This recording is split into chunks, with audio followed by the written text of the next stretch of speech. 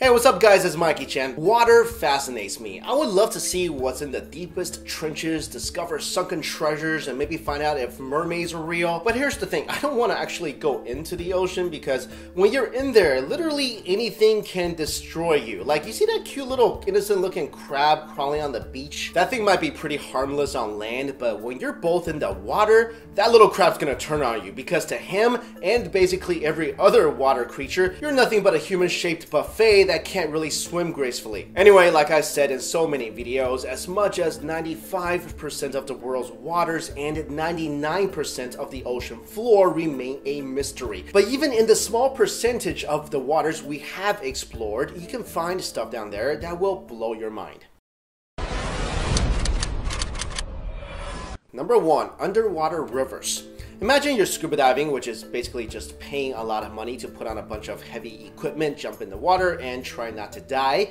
And then you see a river in the water, complete with waves, channels, and waterfalls. Strange, right? Because you're in the water looking at another water. But they do exist. For example, in the Black Sea, researchers have found currents of water 350 times greater than the River Thames, flowing along the seabed, carving out channels much like a river would on the land. The undersea river, which is up to 115 feet deep in places and over half a mile wide, even has rapids and waterfalls. And if found on land, researchers estimate it would be the world's 6th largest river in terms of the amount of water flowing through it. The underwater stems from salty water spilling through the Bosphorus straight from the Mediterranean into the Black Sea, where the water has a lower salt content. This causes the dense water from the Mediterranean to flow like a river along the seabed. Another one of these underwater rivers is on Mexico's Yucatan Peninsula, where there's a secret underwater river called Cenote Angelita, Spanish for Little Angel.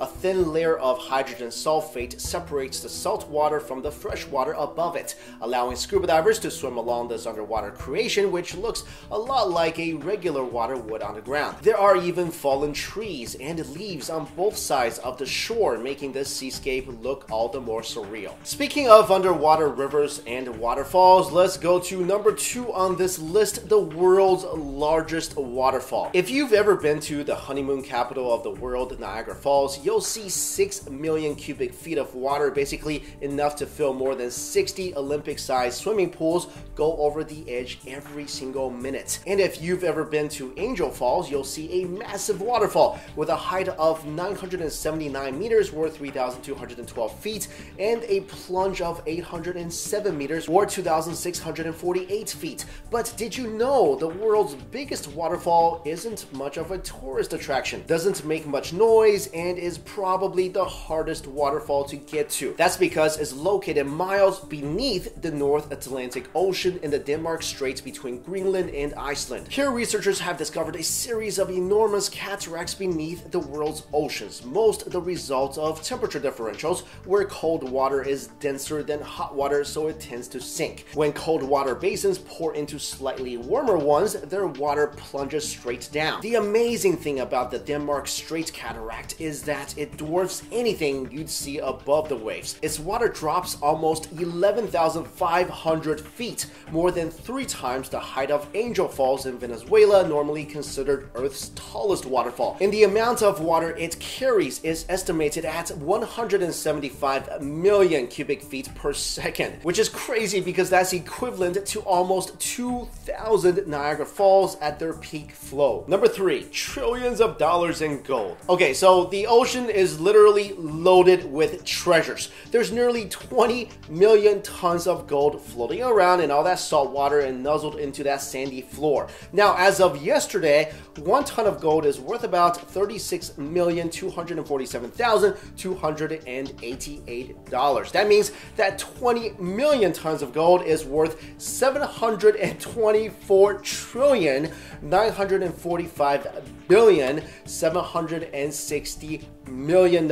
And that's just gold. Think of all the other sunken treasure that's down there, like ancient treasure ships, engagement rings tossed in because she said no, that diamond from that old Titanic lady, Ariel. Well, all she has is junk, unless you're looking for a thingamabob, because she has plenty. Now, before you're thinking about a career change, I have to tell you that the gold is not easy to get, because as you know, the ocean is pretty deep, meaning that gold deposits are a mile or two underwater, and once you reach that ocean floor, you'll find that gold deposits are also encased in rocks, which might make things a little difficult. Number 4, ancient metal ores. Scattered along the seafloor, dense clusters of large metal lumps have been discovered by scientists trolling for deep sea creatures between South America and Africa. In 2005, a team of German scientists was several hundred miles east of Barbados when a mesh net meant to capture marine life instead brought up balls of manganese ore that were bigger than softballs. A remote camera later revealed that the seafloor was littered with these round manganese nodules. Though this deposit consists of orbs that range from golf ball to bowling ball size, most manganese nodules are flatter lumps like pancakes. One theory as to how they formed is through chemical reactions in seawater that were boosted by microbes. Another suggests the nodules were created by precipitation of metals from seawater, especially from volcanic thermal vents. Researchers also have cause to be pretty excited about this discovery because the pearl-like balls are believed to form so slowly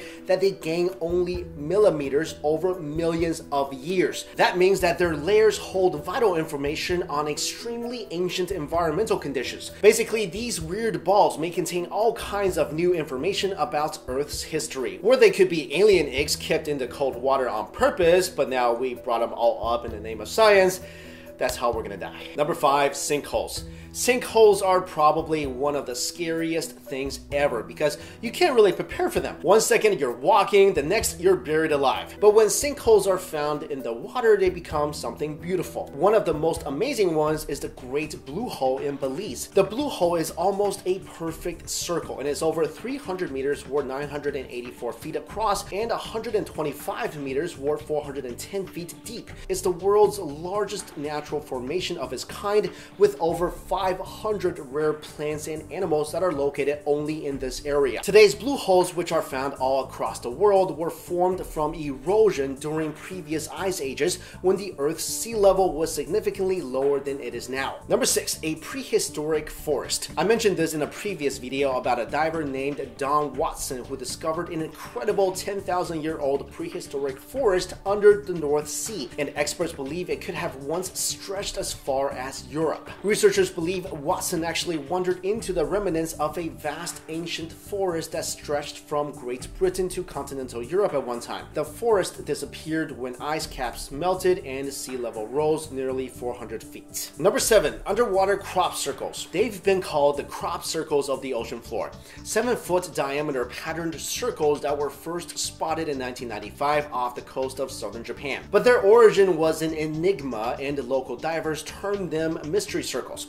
The mystery persisted until 2011 when finally the creator of these remarkable formations was found to be a newly discovered species of pufferfish. Further studies showed these small male pufferfish make these circles to attract mates. Of course, that makes sense. I mean, if you ever see a guy putting in a lot of work building something impressive, it's usually for a girl. Anyway, males flap their fins as they swim along the seafloor, resulting in disrupted sediment and amazing circular patterns. Although the fish are only about 12 centimeters or 5 inches long, the formations they make measure about 2 meters or 7 feet in diameter. When the circles are finished, females come to inspect them. If they like what they see, they reproduce with the males. The females then lay eggs in the fine sediment in the center of the circles, and then the males fertilize them externally. After that, the female vanishes and the males stay for another 6 days, perhaps to guard the eggs. But nobody knows exactly what the of females are looking for in these circles or what traits they find desirable. So basically the same as human females. What do women want? We don't know, the pufferfish don't know. Number 8, spiders. If you're ever in a situation where you're running away from mutant spiders or Spider-Man, don't jump into the water and think you're safe, because there are spiders that can live underwater. And I'm not talking about spider crabs or other sea creatures that may look like a spider. No, I mean actual air-breathing spiders that spend as much of their lives underwater as whales and dolphins. These are called diving spiders, so named for their sub-aqua webs that they fill with air in order to exist underwater. The web acts like a fish's gills and filters oxygen out of the water around it, so the spider can stay under for a day or more at a time before needing to get more bubbles. It carries the bubbles down to its web by trapping them in hairs on its abdomen. The spider then takes this air bubble and transfers it over to its web, where it can lie in wait for its prey, avoiding the predators above the water surface. Now, speaking of spiders and Spider-Man, I think I mentioned this before, but every time I see a story about spiders, I think of this. Am I the only person who thinks that Spider-Man's powers are only useful in places like New York or Hong Kong or Dubai, you know, cities with a bunch of tall buildings? I mean, I just don't see Spider-Man's powers being that beneficial in places like Kirksville, Missouri. I mean, what's he gonna do? Swing from one trailer home to the next? Yeah, granted, he's still really quick, he's still really strong, but his travel speed is really limited. So if Spider-Man did indeed live in one of those small towns, I think Spider-Man might need a Spider-Mobile. And his greatest battles will be against jaywalkers. Alright guys, thanks so much for watching. See ya.